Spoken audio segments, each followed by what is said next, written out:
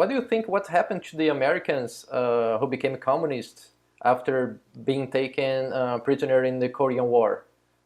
So that's a bit different, right? So there was some coercion there.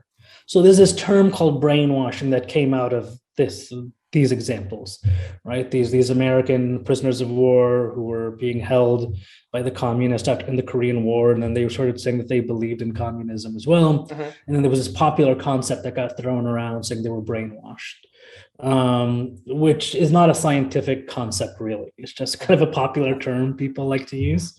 Funny enough, some of the ISIS guys that I met, they love the term brainwashing. They said that's exactly what we're doing. We're washing the brains. We're cleaning the brains. Just like you have these dirty dishes in a sink, that's the way most people's brains are. It's dirty, and we're here, we're washing and cleaning it, so it's going to be nice and pristine. And is there a process that makes it easier for a person to become a radical one?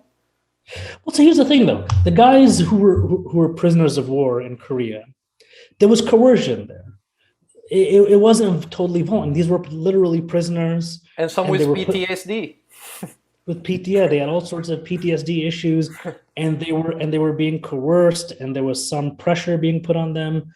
And so, yes, sometimes people can change their mind if you add coercion. So if you want to call brainwashing, that I'm fine with it, I guess, where you just say a person was maybe even tortured in some way, or oftentimes it's kind of a push-pull technique. If you're going to coerce someone, mm-hmm. It's a little bit of good cop, bad cop. You put them in a very bad situation where they're suffering mentally, but then you're also the person who brings them water and food and warmth and takes care of them.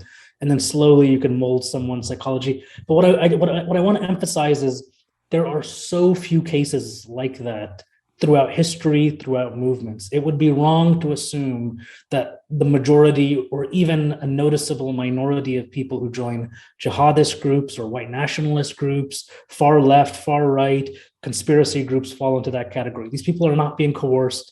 No one's torturing them. They're not prisoners who are being manipulated. These are people who are voluntarily believing in these ideas and joining these groups, largely because it does something positive for their life. We have to remember that there is something positive that joining these groups or believing in these ideas does for them. And yeah, purpose, meaning, belonging, agency, uncertainty reduction, relieving of trauma potentially even, are some of the things that it provides for people.